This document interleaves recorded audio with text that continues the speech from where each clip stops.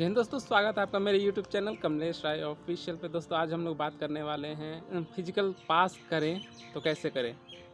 Physical पास करना है तो आपको कुछ महत्वपूर्ण बातें ध्यान में रखनी होंगी। क्या क्या बातें हैं जो आपको ध्यान में रखनी है, चलिए उसके बारे में बात करते हैं। उससे पहले यदि आपने मेरे चैनल को सब्सक्राइब नहीं किया तो कृपया करके चैनल को सब्सक्राइब कर दे, लाइक कर दे, प्रेस कर दे बेल आइकन को, ताकि नोटिफिकेशन आप तक मिलता रहे। तो चलिए, आपका जो अभी उत्पाद सिपाही का जो वैकेंसी निकला है उसके लिए जो आप तैयारी कर रहे हैं फिजिकल के लिए, वो आप कैसे उसको अच्छी तरीके से पास करेंगे उसके बारे में बात करेंगे। तो जैसा कि आप लोगों को पता है कि पहले फिजिकल होना है, उसके बाद रिटेन एग्ज़ाम होना है, उसके बाद मेडिकल होना है, उसके बाद डॉक्यूमेंट वेरिफिकेशन होना है। तो पहले बात कर लेते हैं फिजिकल के बारे में कि आपका फिजिकल में 10 किलोमीटर का दौड़ है।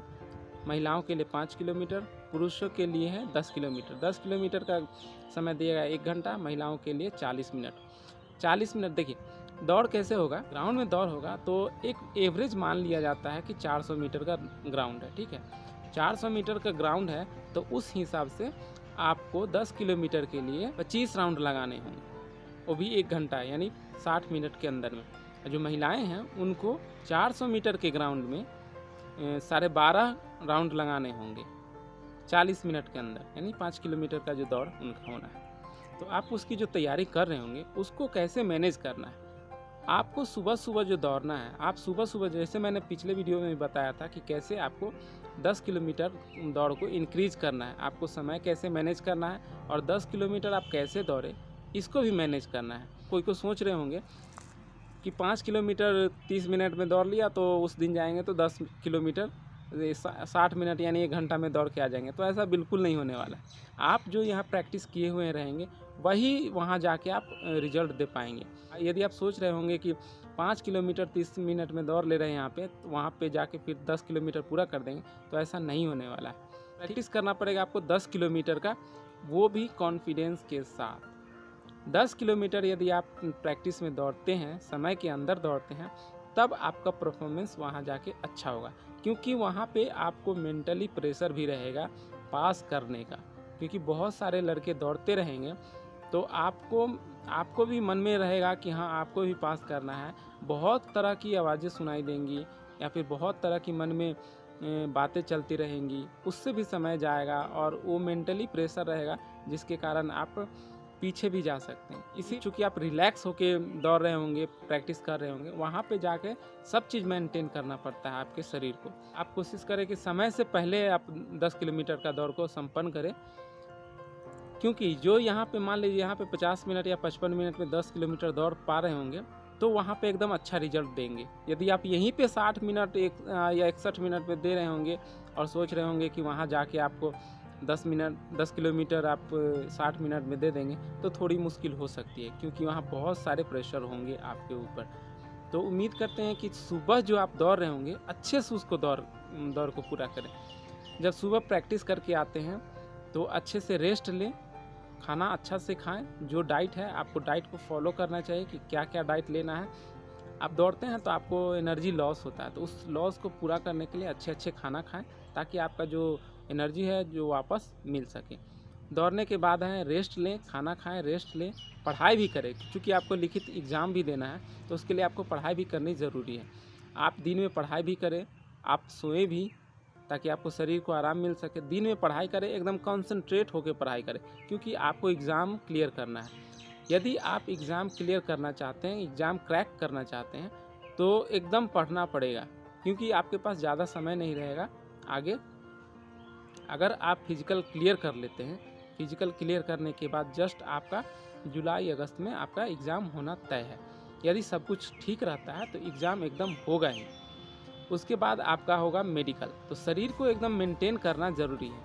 आपको लिखित एग्ज़ाम की तैयारी अभी से शुरू करना चाहिए, क्योंकि आपको आगे समय नहीं मिलने वाला है। यदि सुबह फिजिकल का प्रैक्टिस करते हैं तो उसके बाद आपको दिन में, शाम में, रात में आपको रिटन एग्ज़ाम के लिए तैयारी करना चाहिए। यदि आप तैयारी करते हैं, अच्छे से तैयारी करते हैं, तो आपको कोई नहीं रोक सकता है एग्ज़ाम क्लियर करने का।